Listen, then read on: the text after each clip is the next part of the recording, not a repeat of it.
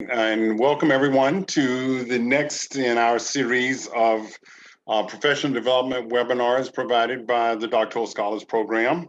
I trust that everyone is doing well after a week of just pretty severe weather for all of us. Today's meeting is focusing on Mentoring 101. As all of you know, mentoring is crucial for supporting students to navigate graduate school and frankly entering the professoriate in all our walks of lives, quite frankly. I still have mentors to this day, people I look to for advice and guidance. I hope all of you do as well. But understanding how mentoring plays a role in terms of building a strong mentor-mentee relationship isn't always easy. We have with us today pairs of people that we as a program have honored with our Mentor and Mentor of the Year awards at the Institute over the years. And let me introduce these pairs of folk.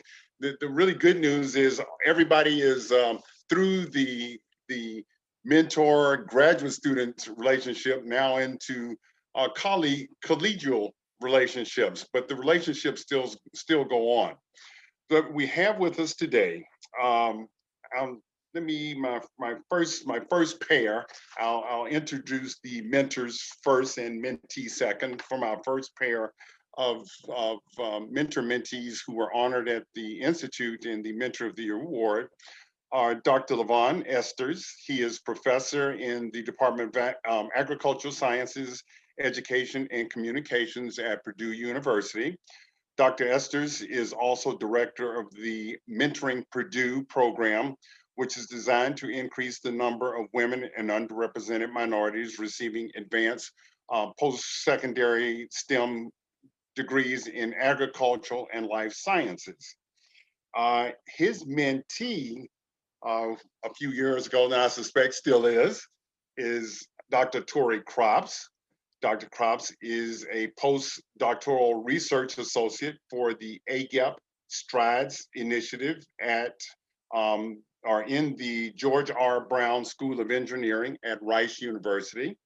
Her research focuses on promoting equity for racially, ethnically marginalized doctoral students in engineering disciplines, pursuing employment in the professoriate. Our next pair is our mentor was Dr. Rosalind Harris. She is an associate professor of community and leadership development at the University of Kentucky. Dr. Harris is a social justice scholar currently involved in food justice and youth restorative justice research. Her food justice work focuses on establishing sustainable access to fresh produce for food insecure communities in the city of Lexington, Kentucky. And her mentee was Dr. Marcus Bernard. And Dr. Bernard is an associate professor of agricultural, economic, and rural sociology at Kentucky State University and an interdisciplinary research leader fellow with the Robert Wood Johnson's Foundation. Dr. Bernard research focuses on resilience and food security through a community-based participatory research lens and seeking to understand how marginalized groups build community through relationships and resistance. And there you have the participants in today's program. And so what I'm going to do is pose some questions to the group and get this conversation going. Because the goal here is to have a conversation and letting the mentor-mentees share their experiences with you all of how those relationships came about and share their insights to that. The first question I want to pose to the group is, can you share with us how your mentor-mentee relationship started? Dr. Esters, can I start with you on that? How did you and Torrie's relationship get going? Or Torrie, feel free to jump in there, and whichever one of you kind of initiated that.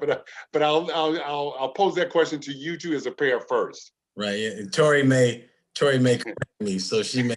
Hopefully my recollection is correct. But first of all, I appreciate being on the panel today, and I'm looking forward to the exchange that occurs. So in short order, Torrie is a proud alum of North Carolina A&T State University, Aggie Pride, right? And so I attended there as well, received my master's degree from there. But so there was that connection right there that I think led to us connecting, or led to us working together at Purdue University. But I think, it started with a conversation. Torrie made a visit to Purdue University, and we had dinner, I believe. Torrie, correct me if I'm wrong, and that's what we had email exchanges. Let me back up. We had email exchanges before then, maybe a phone call or two. Eventually, Torrie visited Purdue University, and we had dinner, as I said, and struck up a conversation and talked about our interests and backgrounds and those sorts of things. And then it just kind of evolved from there. And then when Torrie made the commitment to pursue a doctoral degree at Purdue University, I, of course, she chose me as her advisor. And then again, that's when those baby steps started occurring. So it just kind of evolved. And so that's how the initial relationship, if you will, kind of started. So Torrie, I'll let you take it from there. What's from your angle? What was the critical point here? How did that relationship start to build? No, Dr. E's got it. He's got it correct. His recollection is correct. I was a substitute teacher, and I had a year-long appointment in a school. I was teaching middle school science, and my advisor from my master's program at A&T, Dr. Antoine Austin, he called me one day and said, "You need to get down here to A&T. Purdue is here visiting." And I was like, how you just want to tell me last minute to just come down to A&T? I'm like 30 minutes away. So my last period was my planning period. So I dipped out from school early, went to go meet Dr. Esters. And like you said, we had already been exchanging emails. From there, what Dr. E said is correct. We met, we had a dinner with some other prospective students, and then I applied, and I got in, and from the rest is history. All right, Dr. Harris, what about you and Marcus? Oh, Rosalind, I would like. There you go. Yeah. I think we kind of came together rather organically. We were both attending a meeting that we still continue to attend. It's called the Southern Rural Sociological Association meeting. And when I went this particular year, Marcus, was it 2006? It was about, I think, 2007. 2007, okay. Yes. I actually connected with Marcus's advisor at North Carolina A&T, and he said, "I have this wonderful young man I'd like to introduce you to." And eventually, Marcus, we connected at the meeting. And as it turned out, we had a lot of overlapping interests. My research focuses on the Black Belt South. Marcus was looking at health inequities within the region. And actually, he received the student award for best paper that year at the meeting. And so we talked and found out that we just had a lot of overlapping interests. He wanted to apply. As I remember, we had actually closed our applications for applying that year, right? But I went back to the University of Kentucky. One of the things I think is important in terms of mentoring is to have a good support infrastructure generally. And we were fortunate at the time to have a really very supportive director of graduate studies. So I went back, talked with him.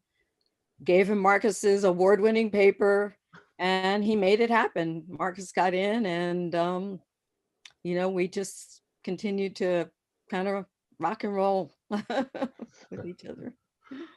Thank Yeah, you very much. Marcus, your yeah. your take on that, on how Yeah, things got I started. agree with Dr. Harris that it was very organic development. My advisor, Benny Gray, had told me about Dr. Harris at the University of Kentucky and the work she did in the Black Belt and her scholarship, and that she would be a great advisor or someone to talk to about a terminal degree PhD program. And when going to the Southern Rural Sociological Association conference that year, we actually met on the shuttle bus. I had not met her. Yeah, I had He had just told me about her, and I met her on the good shuttle memory. bus. I didn't even know what she looked like. So we met on the shuttle bus and started talking from there. I had a great conversation, and it's just really developed over the years. Good, excellent. So it sounds like for both couples, couples as in mentor-mentee groups, and that the relationships really were kind of organic in how they built from the point of your meeting, interacting, and then things start to just build on that. And would you answer or comment on what advice would you all give current graduate students who are seeking a mentor? You know, because there are lots of, in the literature, if you see how people write about and talk about mentorship, a lot of it, I think, has to do with advising, not necessarily mentorship. But would you all comment on what current graduate students should seek in a mentor? What are some things that you all think they should look for in particular? Because it was very evident from both of you. I don't know if our viewers were picking up on this, but both of you, there were like research interest on both of your parts. Both mentor-mentee relationships both had some underlying research interests that you all could connect over and have discussions around. But I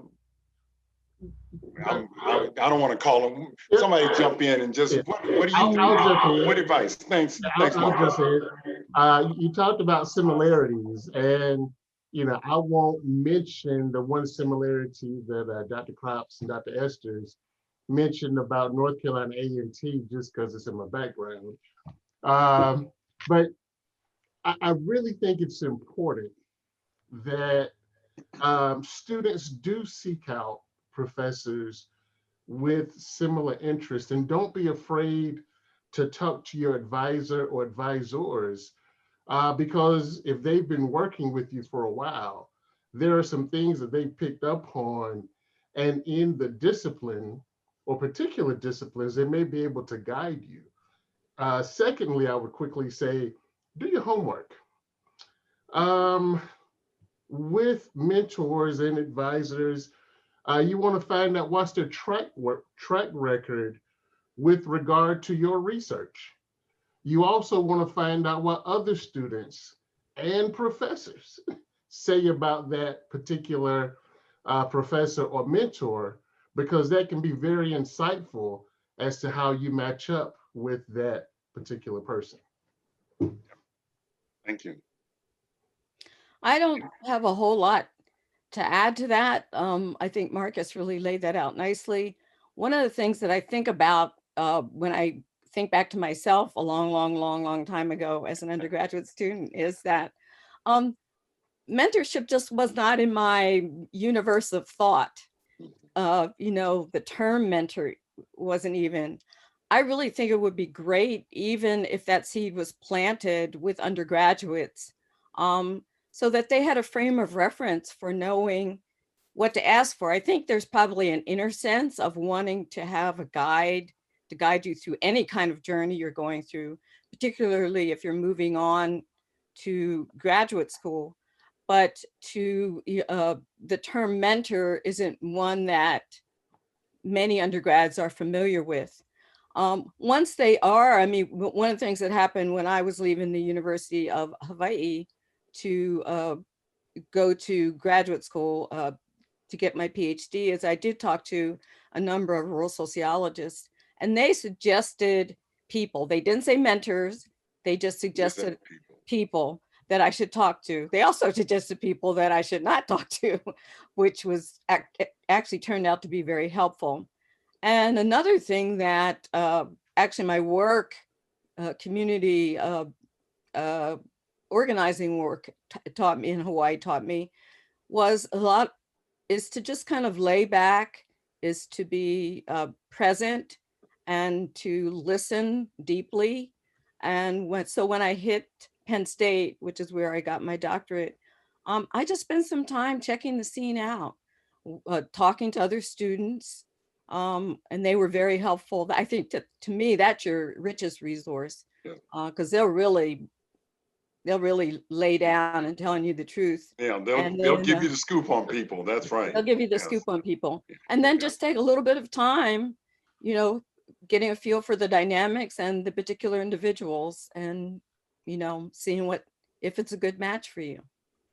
It was very interesting, your comment about, as undergraduates, you really, I'm amazed, and I'm older than all of you. So, I mean, I can go back and tell you, I didn't even think about, nor did anybody talk to me about mentoring when I was coming along and getting into this process. But as you get there, and we do that so much more deliberately today, and that's a good thing. And I'm not saying that there's a problem with it. I am actually, I think it's a very good thing that there is some deliberateness about going after or identifying and knowing what to do, who to talk to about that, because mentoring is so critical to getting through a PhD program. And I like to tell all the scholars in the SRIB program that, you do not earn a PhD in this country without somebody helping you, whether you know they're helping you or not, but somebody's helping you. And I know what I do for students behind the scenes, for you mentors and Torrie and Marcus, as you all are getting into those roles as mentors. I mean, we all do things behind the scenes that the students don't know about, where you're just trying to get them on the right track, making sure the right things are happening, the right experiences are availing themselves to those students. I mean, there are so many things that go into that. And that's why I tell students, don't get a big head that you're just taking this on by yourself, because it's too big, it's too complicated, and you need help. We all do. I'm putting myself in that comment. We all need help in that process. Dr. Esters, Torrie, any comment on that as well? You all have. You can go first. Torrie? Oh, you mean, okay, there you go. Yeah, I got some feedback when Dr. E started talking, and I was like, I couldn't hear anything. I also just want to add that it's important to also develop a team of mentors, not just rely on one person to give you all of the advice, because one person is not going to know everything about every situation that you're in. And being open to peers as mentors. And so to Marcus's point, Dr. E had a student already, a Black woman named Brittany Brown. And so she was and is a mentor of mine. And before I got to Purdue, I was in contact with her back and forth. Well, what is Dr. Esters like? What is his mentoring style, advising? How many students has he graduated so far?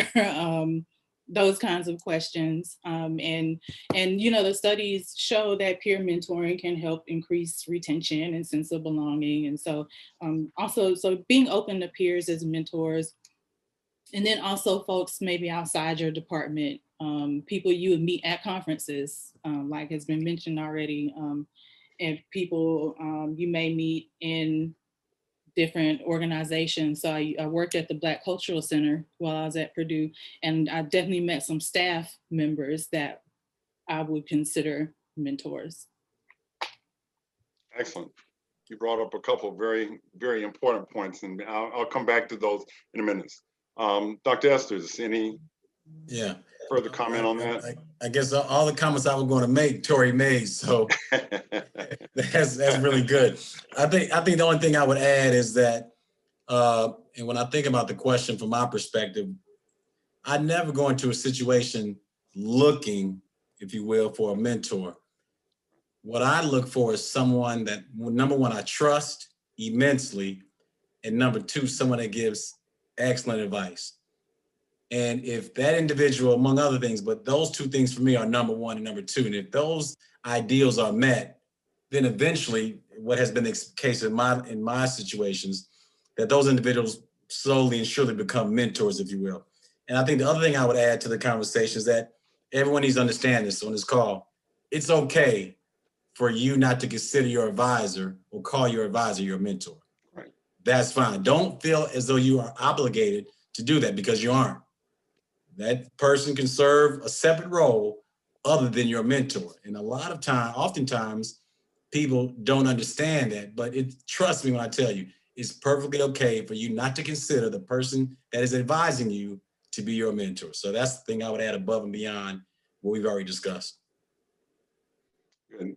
Torrie, let me just comment real quick. You brought up two important things, I think, for all our listeners today is the idea of multiple mentors.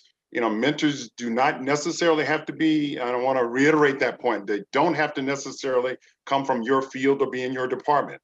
They can be others, and some should be outside your field and your departments, quite honestly.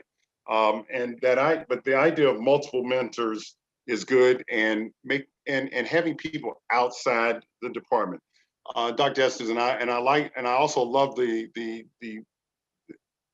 you're saying, hey, I'm looking for two things: trust and good advice. And thank you very much for mentioning to everyone and making sure that they understand. People are assigned to you at your university, in your department, as advisors. They are assigned to you, and there's a job to be done for that, for them to do with you as advisors. But there is absolutely, I want to reiterate the point you made, there is absolutely no obligation to refer to those people as mentors. That's another, if you will, that's another level. That's another level of interpersonal relationships that develops. So yes. So what do you all think is the biggest misconception in academia about mentorship? I think you've touched on a few of those things in your previous comments, but what are the biggest misconceptions about mentoring in academia? Any thoughts on that? Sure, I'll jump in again. Yeah, thank you, Yeah, Marcus. I think for me, from my viewpoint, one of the biggest misconceptions is that the mentor always contacts the mentee or vice versa. I think it has to really be a two-way street of communication that builds. Without that communication, the relationship just does not develop.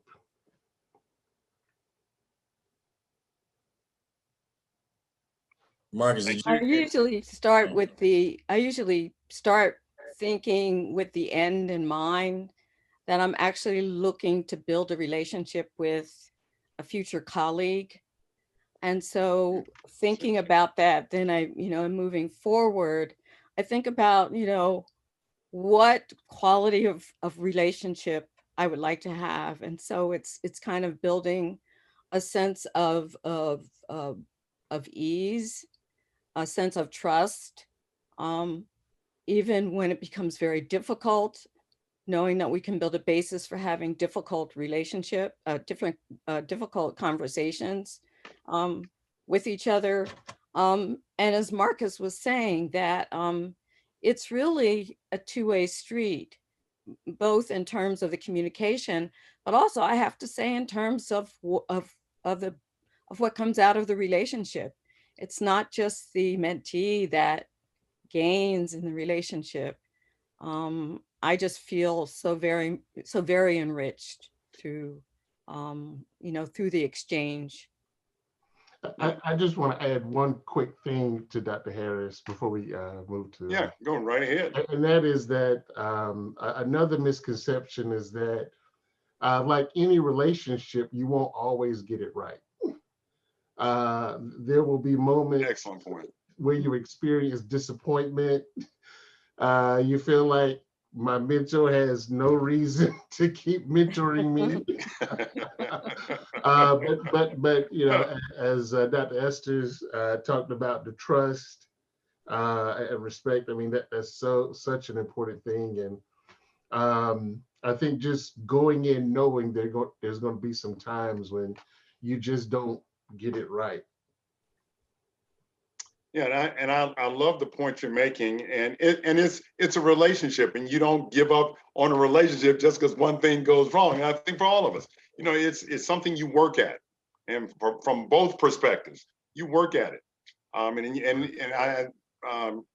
Dr. Bernard, you are just so right on the money when you said, you know, and everybody's not going to get it right all the time, but it is something that both people work at, and it has.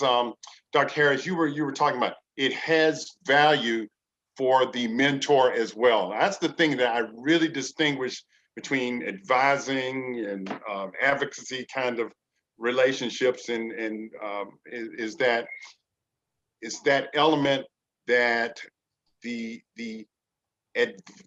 mentor is getting something out of this relationship. You were saying, hey, I'm looking at this as I'm building something for a colleague later on. Yes, this mentor, but as they progress, they're going to be my colleague, and I'm investing in that right now.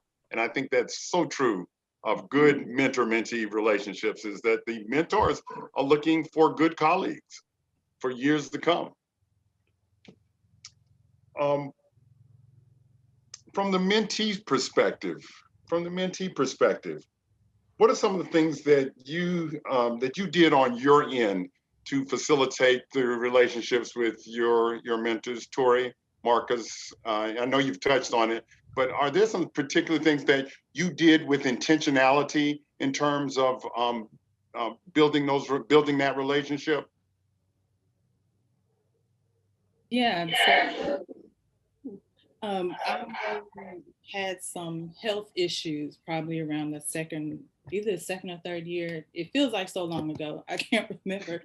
But they were made much worse by stress and anxiety. And so I had to really take better care of myself. And for me, that ended up me creating firmer boundaries around my assistantship work and my research and the people around me. Going in and working on research and work until all hours of the night, every day is not, for some it may work. For me and my mental health and physical health, it did not. And so that became me working Monday through Friday up until about 8 or 9. And I mean, when you also work until 2 a.m. and then you send it to your advisor for review, Dr. E could tell when I had been working on something really late because there were mistakes, you know, all throughout the document. So it became me just taking much better care of myself, and also learning how to communicate that, you know, hey, I'm having some issues with these things. And so from here, I won't be doing work on the weekends, or I won't be doing work on Sunday. And sometimes I think this is something we didn't talk about, but I think he could pick up on it because the frequency declined, not answering messages and emails on the weekend unless it's an emergency.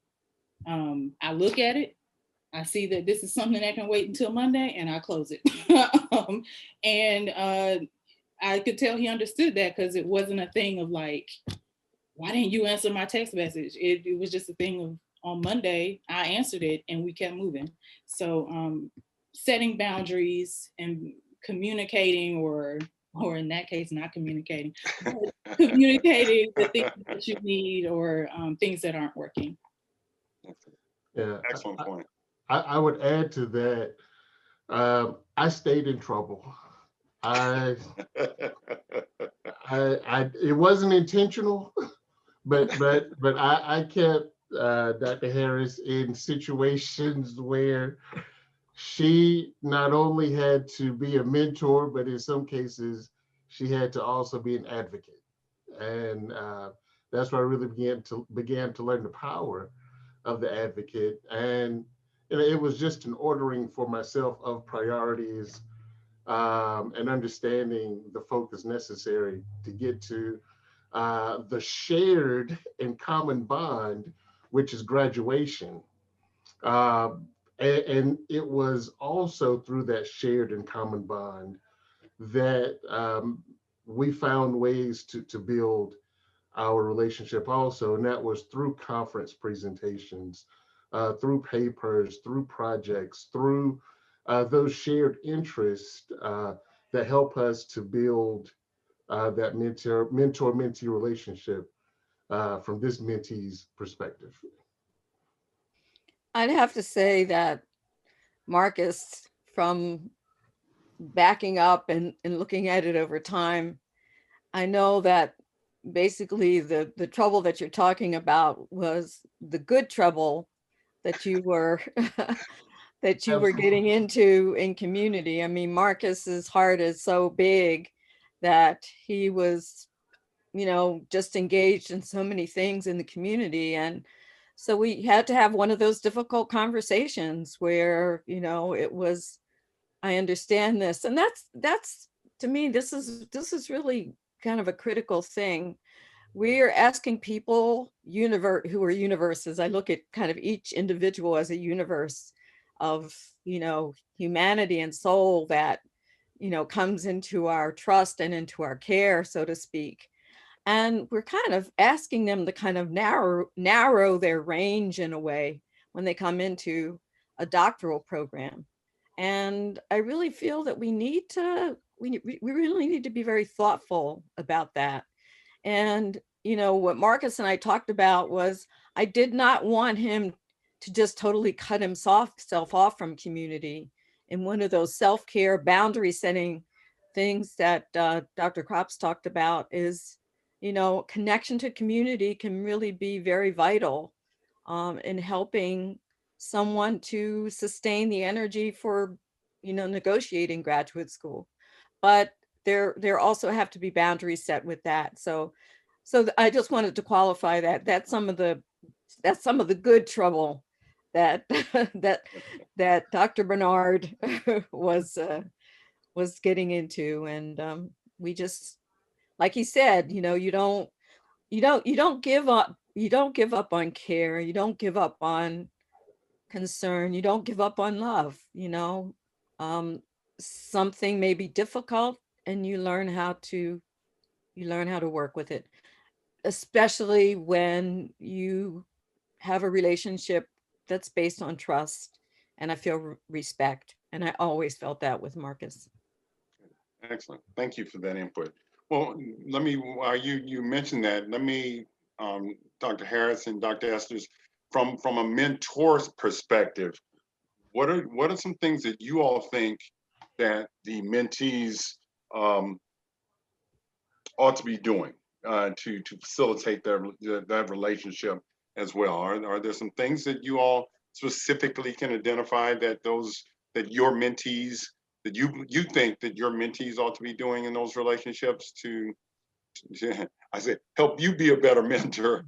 And I guess Dr. Harris, you would just, I mean, you're because you just said some of the things about Marcus. Here's how I see that, and here's how, and it's some of what I love what you were saying about recognizing that your mentee brings some things to the table, and recognizing how they are, if you will, in their universe, and helping them to get to where they're going to need to be in order to be successful in this enterprise called graduate study, and ultimately into the academy.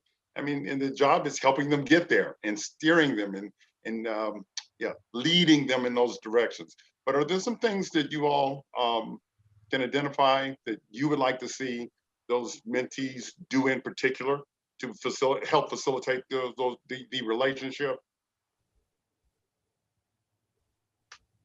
Yeah, I'll start out by sharing a few things. One, is that in order for mentoring relationships to work, they must be reciprocal, period, end of discussion. And what happens all too often is that faculty members do not allow the relationship to become reciprocal because they view it as I'm the professor, and in this case, at the time, Torrie, even though she's Dr. Cropps, Torrie is the student. It won't work that way. There's one thing that I think Dr. Cropps and others that came before her and even after her will say is that when it comes to my advising style, it is truly reciprocal. Like I respected Torrie.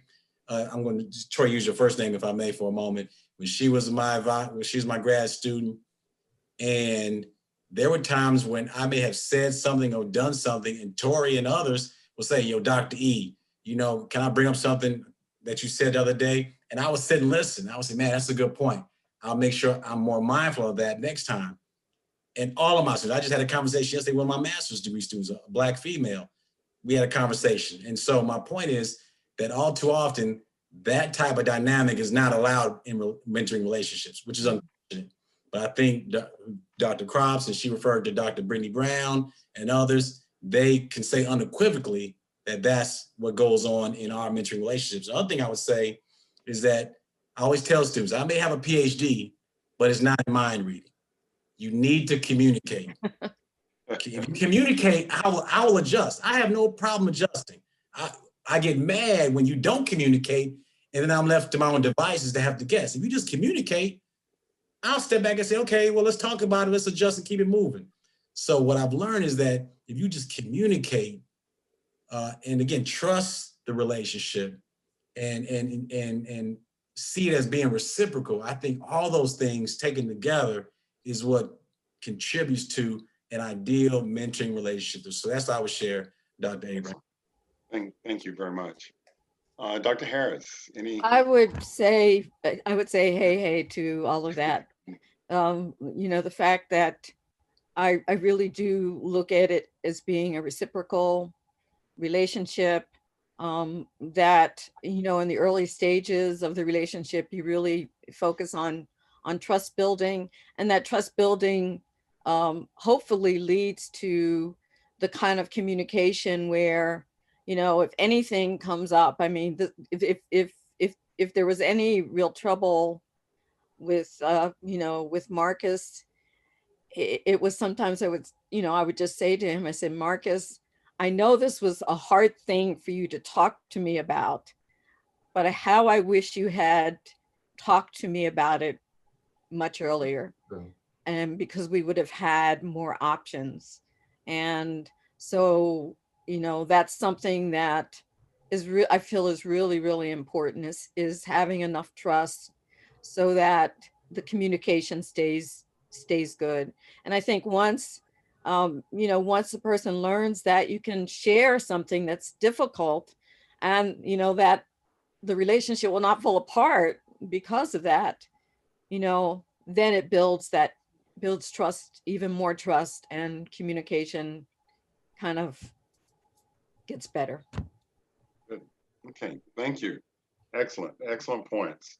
One last thing from the facilitator here. If you all could boil this down, both mentors and mentees. I'll go with the mentees. What is the biggest benefit you got out of your mentoring relationship? If you could boil it down, what would you say for? And I'm asking the mentees first.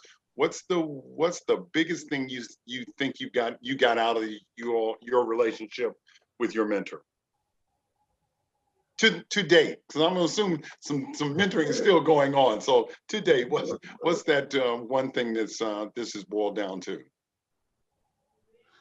Go ahead, Dr. Cropps. Dr. Cropps. So I have three things. Expecting excellence from myself and others around me.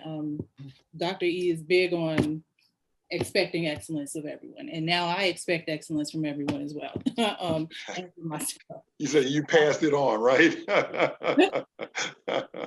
Learning to communicate when I need help or don't quite understand a task. If you don't understand something, you better open your mouth up and ask, like, well, I'm still confused, I don't understand.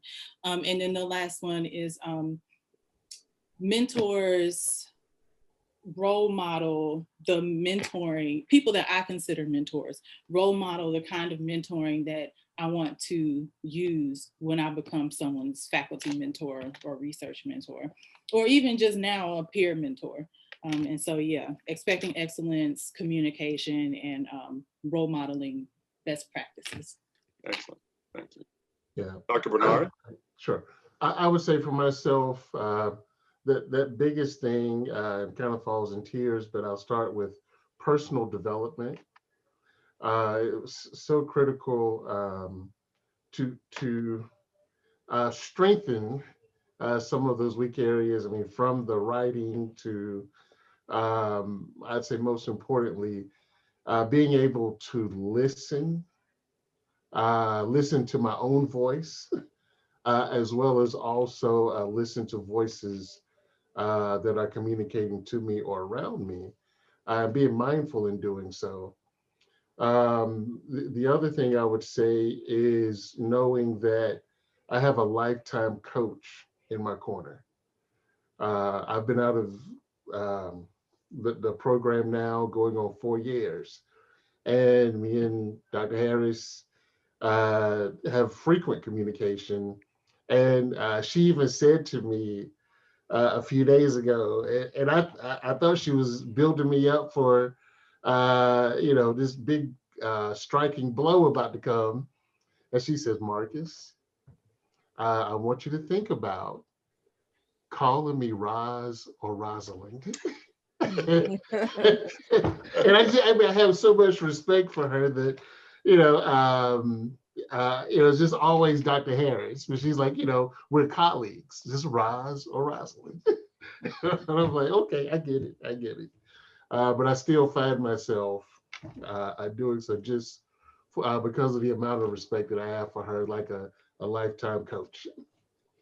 Dr. Bernard, I'm going to share a quick story with you. My major professor did the same thing with me. He says, look, we're now colleagues. You can call me Charlie now. And I tried it for a while. I just couldn't do it. It just didn't sound right, didn't fit. And I told him, I'm sorry. And it's about respect for how these people helped you. And I couldn't get there. Yeah. And he understood. I said, just go with it, because it just doesn't feel right and it doesn't sound right. But I did the same thing. Well, let me just cut it off here, because I want to make sure we have plenty of time to answer any of the questions that have come through, because I've seen a couple of very interesting ones that I want to make sure you all have a chance to weigh in on. So, Veronica, could you help me by posing a couple of questions that have come through the chat? Yes. To the panelists, please. Okay. First question that I see is, what advice do you have for assistant professors and managing the mentoring relationship?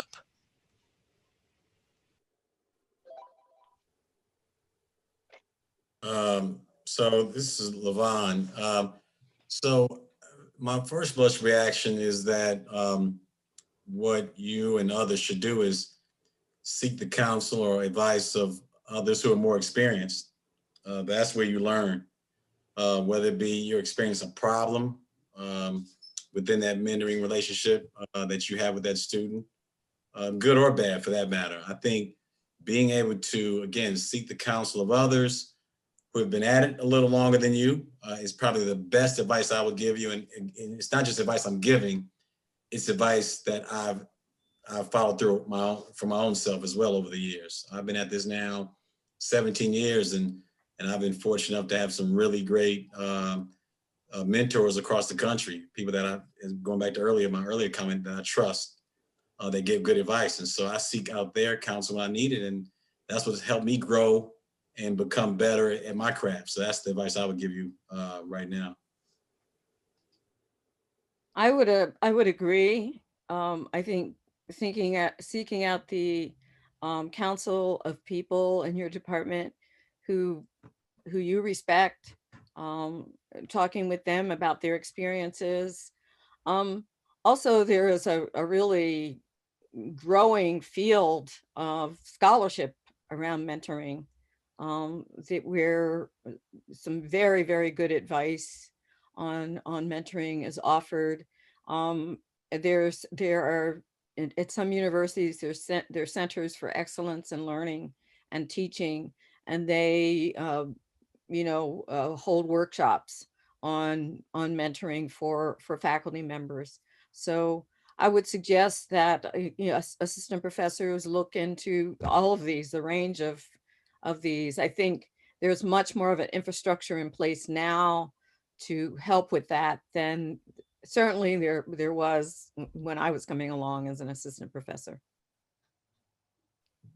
Yeah, and that has been, Dr. Harris, that's been my observation too, is that, before you look too far afield, check out what your own university offers, because universities are much better today than they were 20, 25 years ago, much better at offering things to help you be more successful in all aspects of your graduate study and even as early career faculty.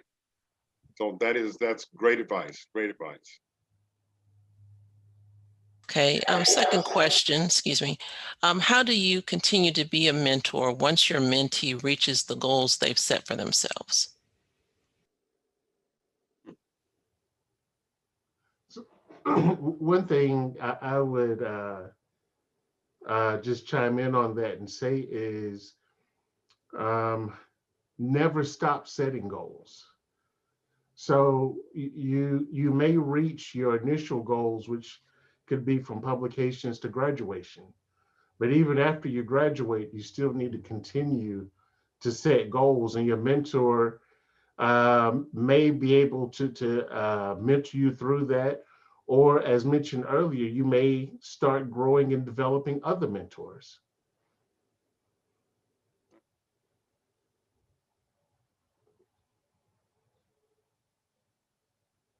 Any of the rest of you want to weigh in on that one at all? I mean, I would agree with what Dr. Bernard said. When I saw the question that Lauren posed, the first thing that came to mind was, to continue to push that individual, continue to encourage them, to set more lofty goals, if you will. But not only helping them set goals, but also helping them achieve those goals, if indeed they want to receive your help. So I think that's going to be key when it's all said and done.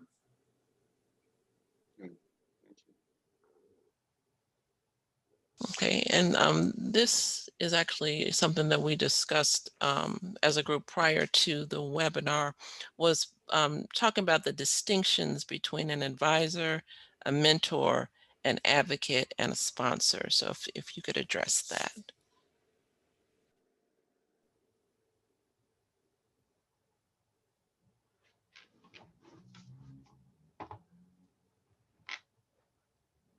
So, I'll take a shot at it. I'm not really I'm not really good at making distinctions, but an advisor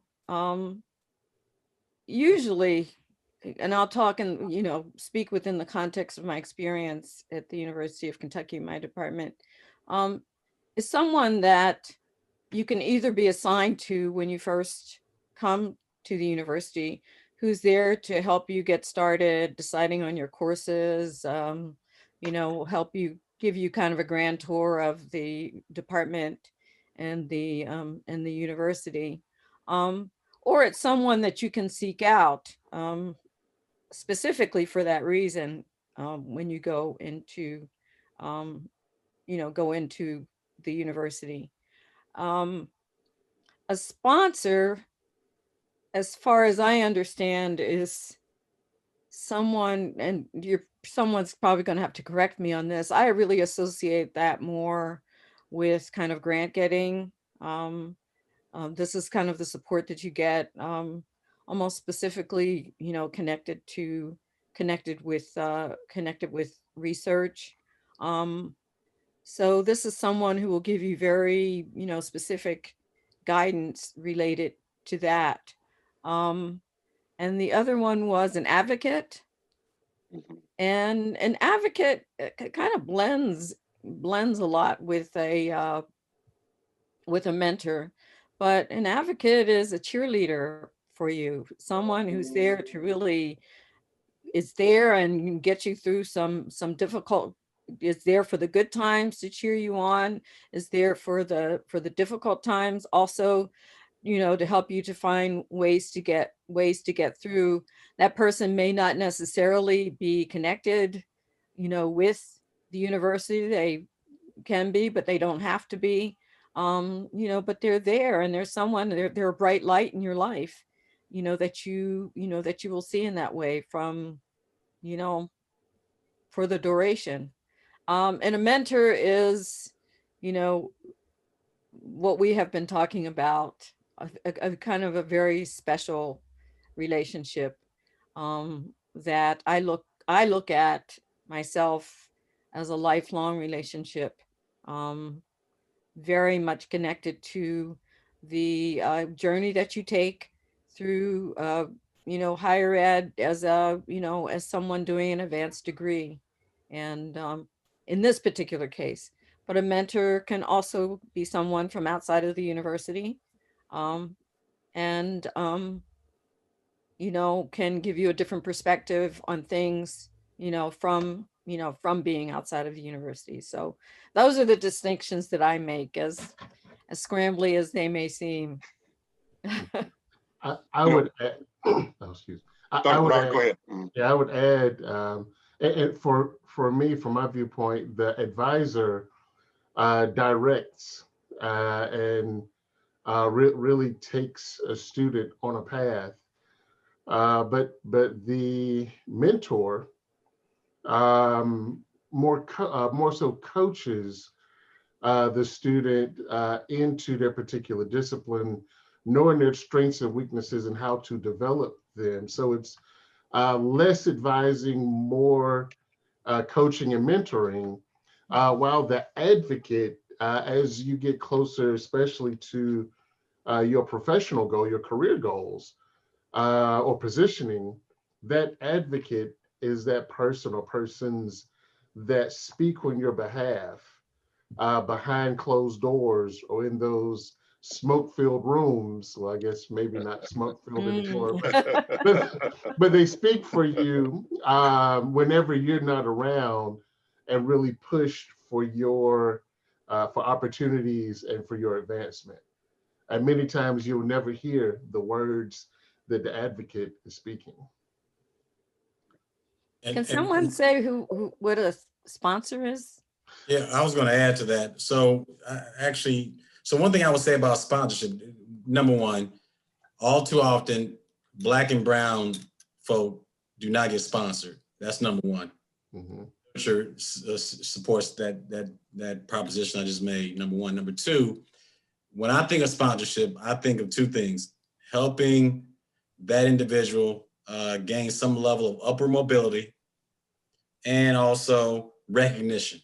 So awards, job opportunities, fellowships, so on and so forth. I know Dr. Cropps and others probably threw eye daggers at me all day, every day when they were at Purdue, because their mailbox was always full of opportunities. Here's opportunity, here's an opportunity. But not only me sharing opportunities, but me nominating Dr. Cropps and others for opportunities. And because, truth be told, when it comes to my students, I think they're the best. So I treat them as such. So I'm always throwing their name in the hat about something. So I think when it comes to sponsorship, it's extremely important, undervalued, and not often pursued, especially as I mentioned earlier, on behalf of Black and brown folk. Interesting. And one of the things that jumps out at me that all of you are saying, there's obviously mentorship, the act of mentoring someone, mentorship, that relationship, it cuts across all of those. I think the thing that, as we talked about offline, is that distinguishes, I think we've touched on it today, was it's a two-way street, and two-way street is reciprocal. And I think that's the one thing that really distinguishes it between those other types of statuses in terms of relationships.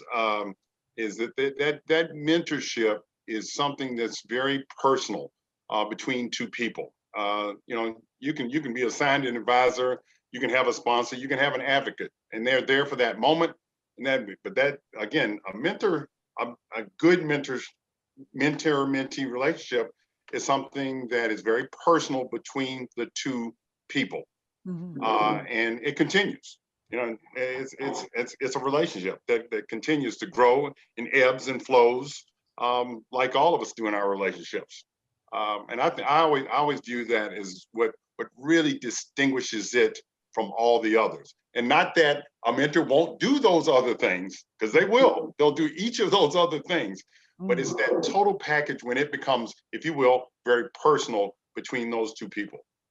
So anyway, my 2 cents on that. Veronica, is there another question that could be, you got about what, 5 minutes or a little less than 5 minutes? Okay. I don't see any additional questions. There was a comment earlier that was saying, you know, encouraging people to be open because your mentors and greatest allies may not look like you. And that was one of the other comments that came up. So if anybody has a last minute question, please feel free to put that in the chat. And also we do have a survey that we would love for you to fill out that will get your feedback on this particular webinar so we can adjust our programming to make sure that we're bringing you what you need. All right. Well, let me thank the panelists very much for taking time out of your days to do this. And also let me apologize to Dr. Bernard and Dr. Cropps, because I was going in and out from my very paternalistic programmatic, because you all are program graduates, as opposed to just being straight up professional and calling you Dr. Bernard, Dr. Cropps. My apologies for that, but you all will forever be program graduates, and I won't ever apologize for that part of it. Just the way I feel about you, about both of you, in terms of coming through the program and the heights to which you have gone so far and the heights to which you will achieve in the future. Again, let me thank everyone for your time today, for a very, very good discussion. I've jotted down some good notes on the topic of mentoring that you all reminded me of. This is recorded and it will be available for anyone to go back, and if there was something they missed and wanted to get further clarification on what someone said, it'll be there for your listening. I'm sorry, Dr. A, we did get one last minute question, and that was, what advice do you have for students that are the only one in their departments, research groups, etc.? Try your best to connect with folks outside your department, build community, and that community should be sought, again, across the wider canvas and other departments. So use your network, talk to peers. Absolutely. In addition to that, Levon, I would add, Dr. Esters, look for those in your discipline that may look like you, because maybe the folks are not in your particular department or even university, but if you search broadly for that in that discipline, I'm sure you'll uncover or discover a few folks to help build your circle of support and network. And I'm going to be a little self-serving in saying that's why the SRB Doctoral Scholars Program is here, and we've got a community. I mean, it's a large and growing community that you can tap into. There's peer mentorship available all over the place. You just have to reach out and connect with people. And and there are a lot of people that are very willing to help and assist and advise and commiserate with you, if you will. That's right. All right. Veronica, is that about it for the day? Again, I hope all of you will join me in thanking our committee, the panel, excuse me, of presenters. Let me personally say thank you all so much for your time today. and you. for mentoring the scholars in the program. And for our scholars, I know you're going to be great mentors because you had great examples of good mentorship relationships. We thank all of you for tuning in today, and stay tuned for the announcement of what our next webinar will, the topic of our next webinar. We'll be getting that out soon. So thank you everyone for your time today. Thank Bye-bye. Be well. Thank Very you. much.